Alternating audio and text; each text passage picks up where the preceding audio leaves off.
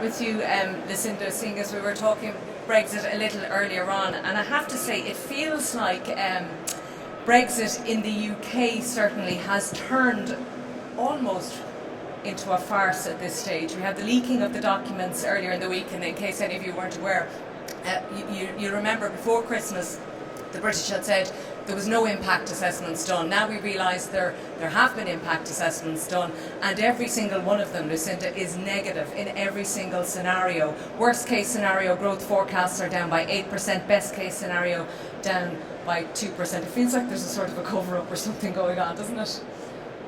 Yeah, I suppose it's a little bit like a tragic comedy unfolding.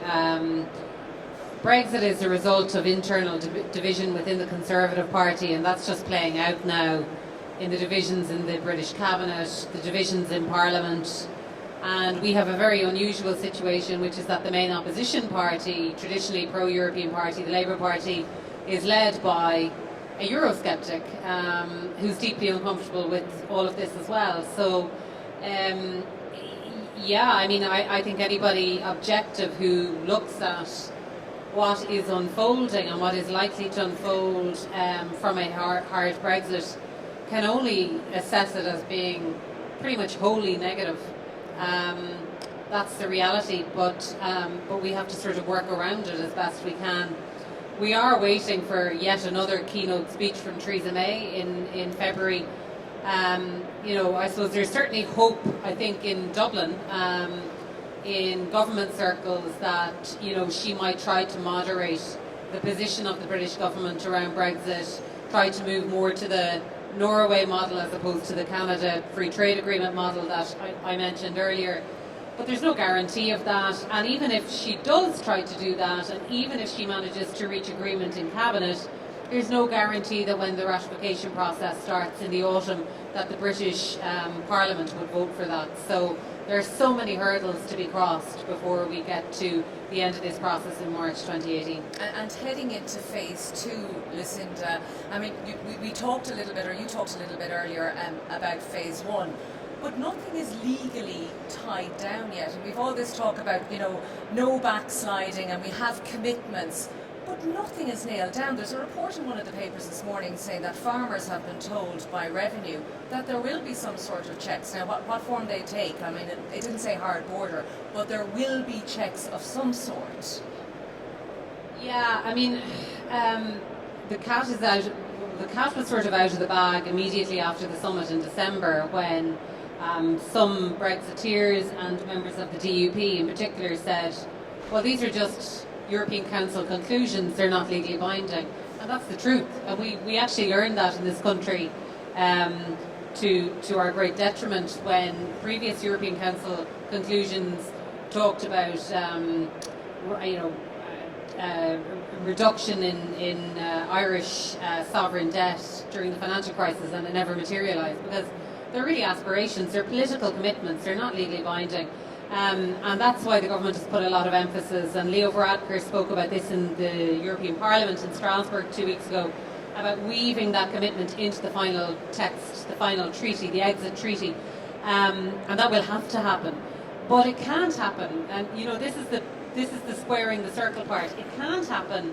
You can't have a commitment around no border on the island of Ireland if the UK leaves the customs union, because it's incompatible. And that's of course why Irish farmers are being told that there will have to be checks. For example, if the UK embarks on free trade agreements with other third countries in other parts of the world, and decides on a cheap food policy, for example, and decides to import Brazilian beef or Argentinian beef with different standards to EU beef, well, obviously that will have implications, because we won't want that cheap beef coming into our market either. So it works in both directions, and there will have to be protections. That's all very complicated. It's down the track in a certain sense. And as I said, it remains to be seen what the ultimate position of the British government will be, because we really don't know. It's so divided. Theresa May says one thing, David Davis says another.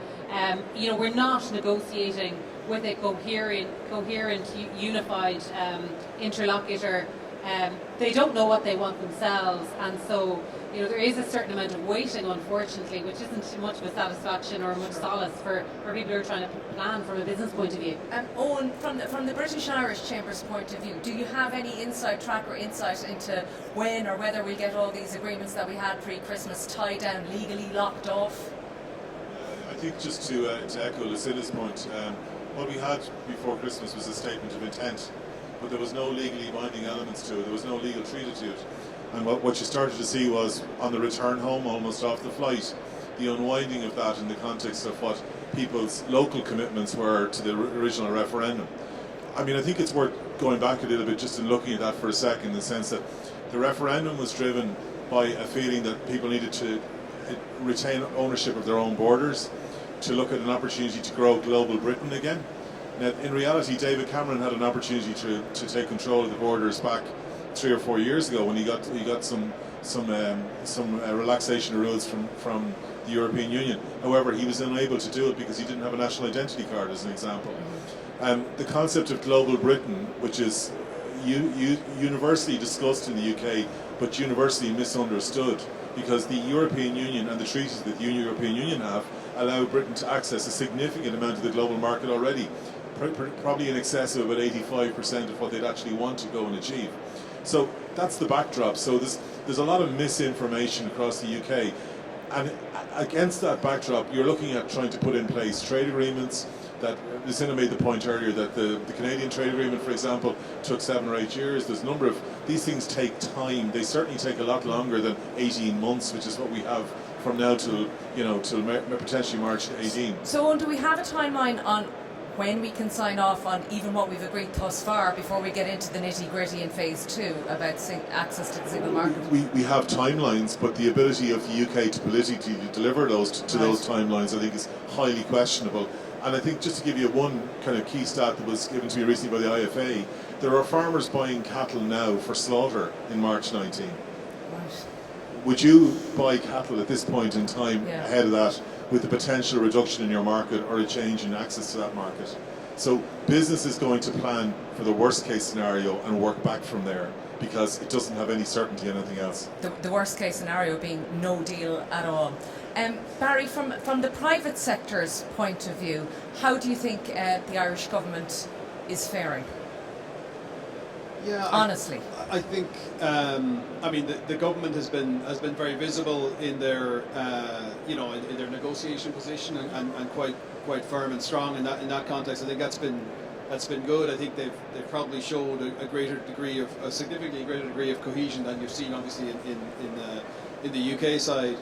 I would be a little bit concerned in terms of the actual the clarity and preparation for the worst case scenario. Obviously there's a lot of uncertainty around the border and the impact from an exporting perspective, but also I think probably around our competitive position. I mean, the concept that at the moment you could argue the UK is in a bit of a crisis or a bit of a chaotic situation, but one has to assume that at some point they're going to settle get their act together.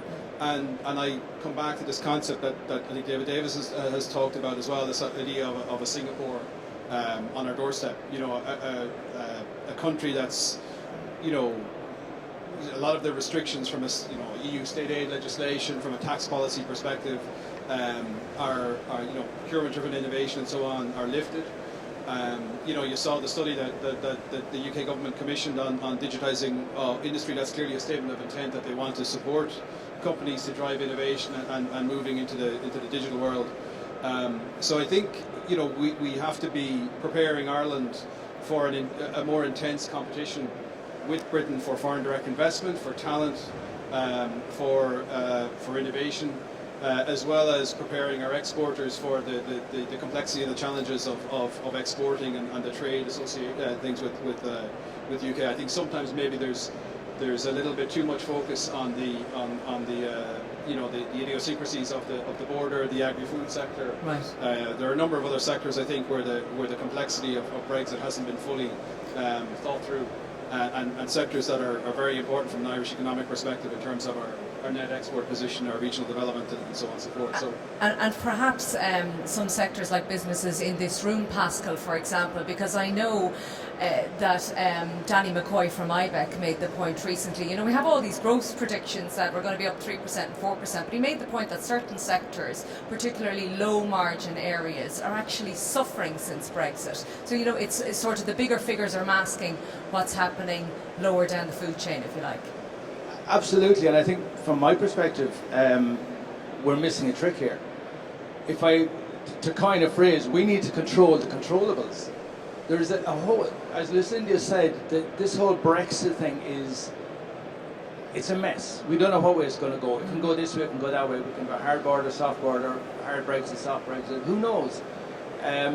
But we need to control what we can control. And for me, competitiveness in our own industries is crucial. And simple messages, and the messaging out of Ireland at the moment is shocking. We have crisis after crisis after crisis. We had a fantastic one last year. A friend of mine sold a company to a German operation, and the buyers were over, multi-million euro deal. They were going back to the airport. My friend asked, could you turn on the radio to get the 1 o'clock news headlines? They got news headlines and turned off the radio, and the guy said to him, are you joking me, Jimmy? You have another national crisis. You have a burst water pipe. Everything is a crisis. I have 3 children scattered around the world, Australia, California, London. They keep asking me what's going on in Ireland. The only message we get out of Ireland is negativity. We have got to control what we can control. But that's the media's fault. That's not government's fault. Surely. It's not. It's a collective. As a collective, this country needs to be more positive. We have a great thing going. We need to manage the competitiveness. From government's perspective, we need to manage the cost of running the country. Running the government it's running away with us. We're talking about wage restoration, restoring back to a time that was absolutely false. So if we don't control what we can control, I would like to see a two-track government approach. 1, control the controllables within the country. Work hard on that.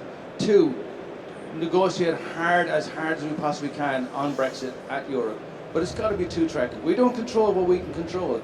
Those small industries you're talking about, agriculture, small food, artisan food producers, they're not going to be able to sell their goods at a price that will make a profit.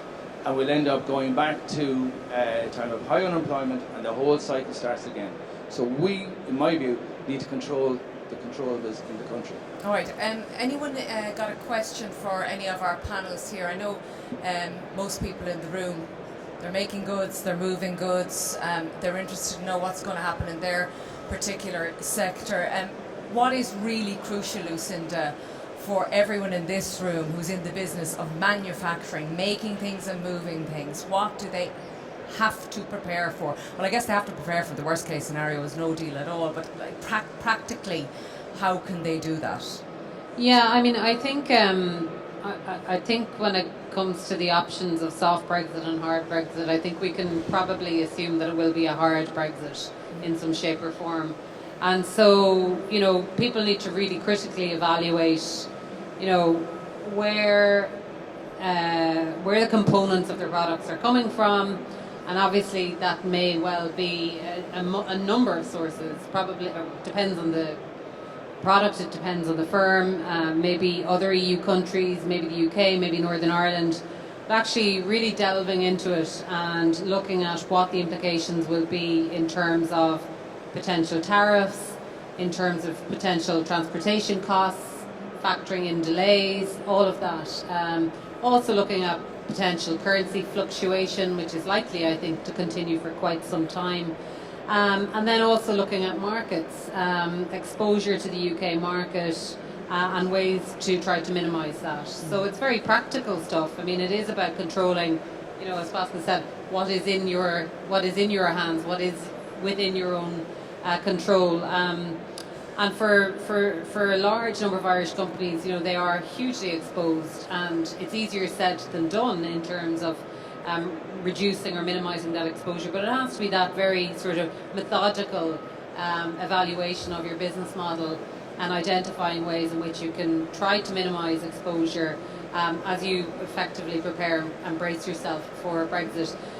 We will have a transition phase. The likelihood is that effectively the status quo will continue during that transition phase, and that's certainly the intention on both sides at the moment.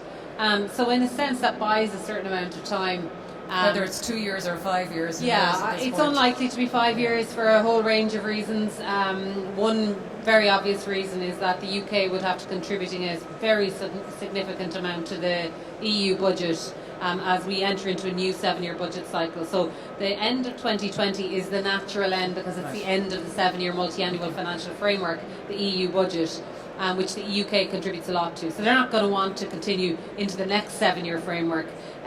So that's the kind of natural cut-off, and that's why it's already been identified by the EU as the end point. So you're not looking at, hopefully, I think it's highly unlikely that you'd be looking at falling off a cliff, so to speak, in March 2019 when Brexit happens. But you're certainly looking at preparing for a pretty significant shock at the end of 2020. It gives some time, but it's still significant. Okay, and Owen, on that point, because I'm conscious of the fact, so people get bang for their buck, as it were, in this room, practically, I mean, you guys are at the forefront in the British-Irish Chamber. Where do you go? What do you do? Okay, so I think let's get real practical, and you couldn't but be impressed as you go around the hall here to see the degree of activity and work that's going in to sustain small and medium enterprises right throughout the country, back into communities, and that's where it's at. I think one of the frightening stats, and Brexit is full of stats, but one of the frightening stats which EI and Heather Humphreys came out with recently was that 16% of Irish companies have a Brexit plan. 16. That points to the fact that yes, small and medium enterprises are very busy doing what they do, which is working on a day-to-day basis, but planning for their future, they're not. Now, EI but actually, on that, who has a Brexit plan in this room? Are we at 0%? Well, we're at less than 10%, certainly. Yeah, and to be fair, I do a lot of these presentations, and that is reflective of every room that I go into. Okay. I mean, if you think about it, the EI Market Diversity Fund, which they launched a couple of weeks ago, which is 300 million to plan your Brexit strategy, the minimum criteria in the fund is that you would have a 15% impact on your balance sheet as a result of Brexit. There's pretty much every business in Ireland that's doing any kind of export would have that criteria as an ability to access funding. Funding is available. It's available in terms of making a strategic plan for your future, and it's available in terms of making a strategic plan for diversification and looking at new markets. And that's real money and it's tangible, and a huge amount of Irish businesses and small and medium businesses are not doing that. Large business tends to have capacity. It tends to have a strategic unit, an opportunity to plan, and they pull it together. Smaller businesses tend to do what they do really, really well, which is what they are set up to do. But their ability to protect their future, I think, is hugely important now. And if you haven't got a plan, go to the EI website or go to the British Irish Chamber website, do the survey, do the toolkit. You'll be amazed what it throws up for you. It'll give you a skeleton at least to start. And back to the point here about competitiveness, the key driver behind that is to make sure that you have a competitive base as you go out and seek your future. Owen, what's your sense of the likelihood of no deal at all? I mean, I know we're not stuck into phase 2 yet, but I'm asking you to look into your crystal ball there. If I had the money for that, Colette, now I think it's seriously, but then Paddy Power would bet on that. I worry about, I think Mrs May will try and do a deal. I think she's inherently there trying to make the best of a bad situation. And the EU negotiators have huge sympathy totally, for yeah. her. So I was in Brussels last December during that infamous week when she came back in the middle of the night. I was there that Thursday, and everybody I met, and I met a lot of people across the Commission, had huge sympathy for her on a practical level. They felt that she was trying to do the best she could. But if you look at actually what happened, by the time she landed back in Northolt, back in the UK, they were already spinning against her. So what's the likelihood of a deal? I think there will be some element of a deal. I would be worried that the House of Commons, though, might say no to a deal, and then in a situation like that, it probably would trigger an election. And in that context, it would be an election on the referendum, effectively, all over again. And to be honest with you, in this country, we're obsessed about Brexit. A lot of people here are very concerned about it. You go into Middle England, and that's not necessarily the case. They're still brewing beer in Burton-on-Trent. They're still exporting. They're still doing what they do, and they're getting on with life. Yeah, and that's very much their approach. And probably right now, we know right now that there has been no disaster in the British economy, but that's not what those impact statements that were leaked during the week are suggesting. So they're brewing beer right now.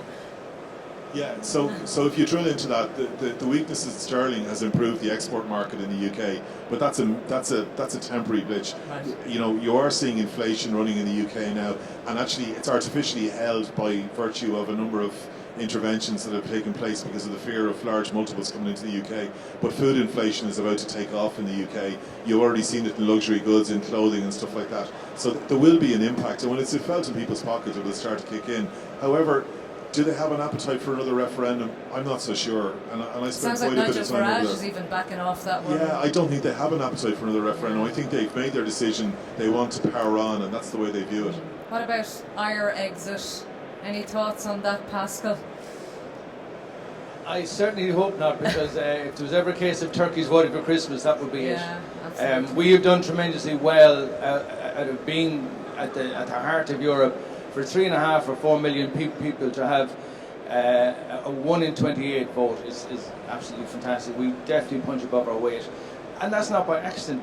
We've worked hard at it for the last 30 years or whatever number of years. We've reaped the rewards. You look around this country, it's, you know, we have something good going here. We need to protect it, and certainly we cannot protect it if we're outside Europe. We have to be inside. Do you think it's time we had an official Brexit minister? If you put them together with a competitive minister, yes, and I don't believe we have that. But I think the two, as I said earlier, have to go hand in glove. The potential costs of a Brexit are unknown. For anybody using the land bridge, even if they're not exporting to the UK, having to pay VAT at entry and waiting for 3 or 4 months before they reclaim it, that's going to be a significant cash flow impact for small businesses. Having to pay VAT again as they go into Europe or whatever.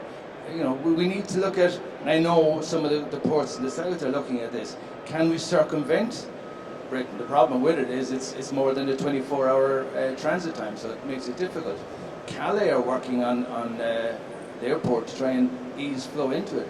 So we've got to think a little bit laterally as to how we get over this. But back to Lucinda's point, failing to plan is planning to fail.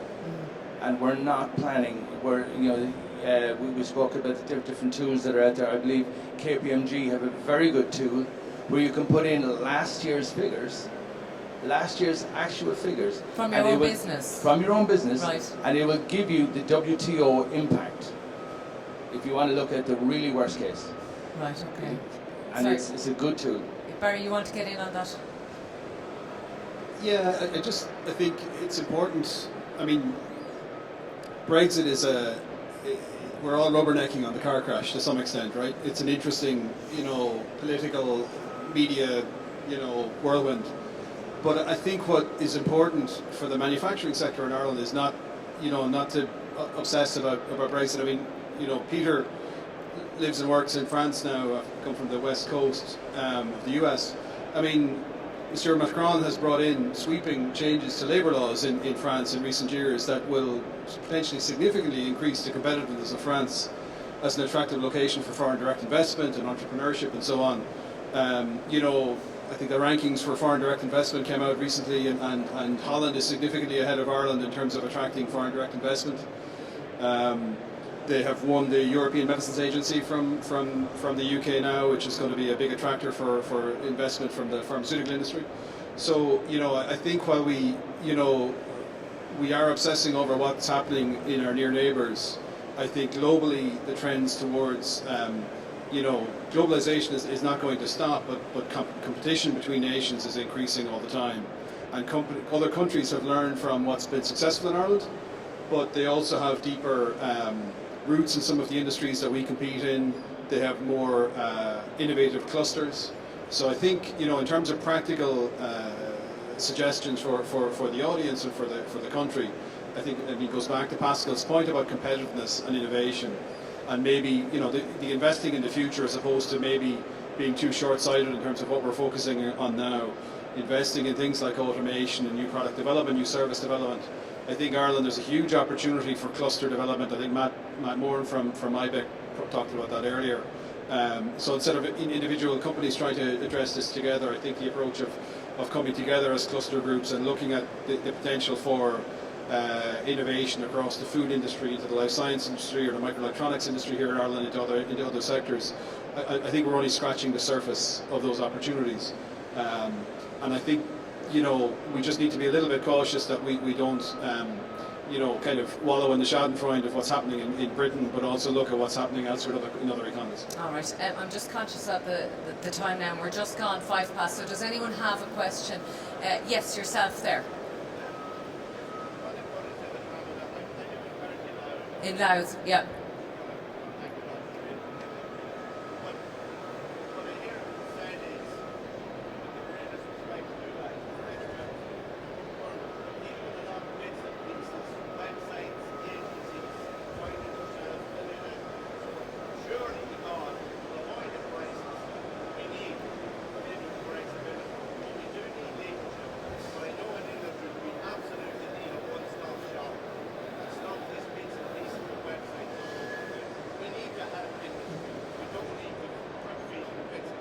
Yeah, you don't feel confident in our approach. That's okay. Right, okay, and you're right there, literally on the border in County Louth. Anyone else with a question or a point they want to make? Did anyone want to address that? Yeah, obviously there are always going to be a lot of entities and firms that provide solutions, the KPMGs, the PwCs, etc., the Vulcan Consultants. But Enterprise Ireland is to my mind, is the destination for Irish firms that are exporting in terms of the toolkit and the solutions for Irish firms. And I certainly the message that I would always communicate that EI is the place that you really should be going as the first port of call in terms of the toolkits, in terms of the expertise.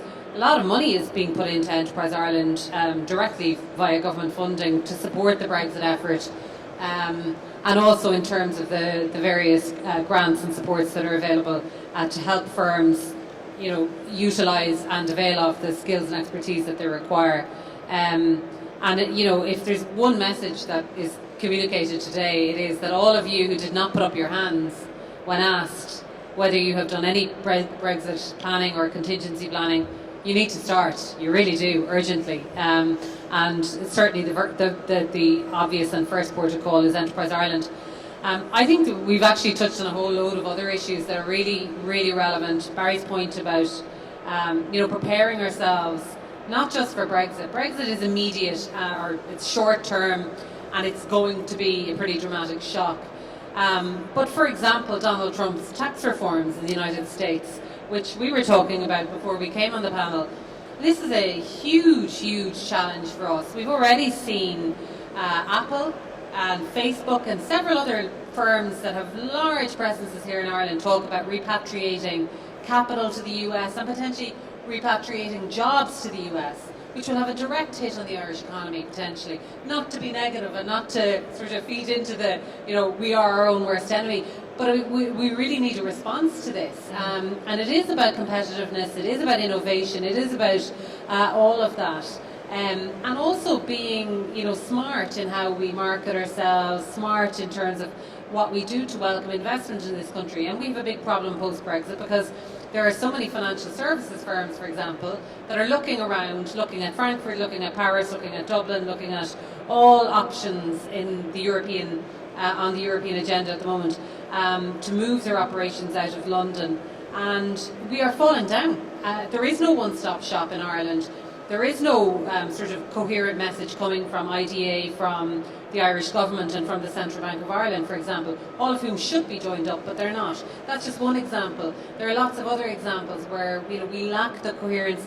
We have a housing shortage. We have lots of challenges if we want to attract talent to Ireland. I know all of those multinational firms, obviously, provide a very important part of the economic engine in this country for the smaller and medium-sized firms that are downstream. So it's all interconnected and it's all very relevant and very, I would say, very worrying. Okay. Anyone else before we wrap up? And anyone want to make one final point on the panel before we wrap up? Owen? I think just to reiterate the point that Lucinda made a second ago is that ultimately, if you're in a small business or you're out driving your car and you see a car crash, you're going to put on your safety belt, you're going to actually take some protections. It's frightening to think that, you know, less than 20% of the people are driving into the Brexit car crash without the safety belt on. And that's the reality of it. Now, where you get your safety belt from, I absolutely, as somebody who's in the middle of the whole Brexit debate, my email is festooned with fellas offering me help and websites and all the rest of it. But the state body, who've invested millions into this, are also challenged to get people to engage. And they will openly say that to you. They are challenged to get people to engage. I did a presentation in border community with 300 small, medium-sized businesses that there was $5,000 on offer for people to come register and talk about engagement. Less than 10% of the people had signed up for it. Is it all the growth predictions that everything seems to be going well thus far on the face of it? Is that the problem? I'll hand this on maybe, but yes, potentially. But in fairness, were we not here before when we had growth predictions of things going great, and actually we didn't plan for what potentially might happen into the future? I think to reiterate the point, you know, we are saying to people as a Chamber of Commerce, don't think this isn't happening because it is. Right, something is going to change. We don't know what the final outcome will look like, but put on the safety belt and start to make a plan. That's what we're saying. All right, okay. I think we leave it there because I'm conscious of the fact that we're coming up on 1:15 and that we're back here again at 2 o'clock for more panels and for more presentations. My thanks indeed to Barry Heavey, to Lucinda Creighton, to Owen O'Neill and to Pascal McCarthy. Thank you very much for that insight, and thank you.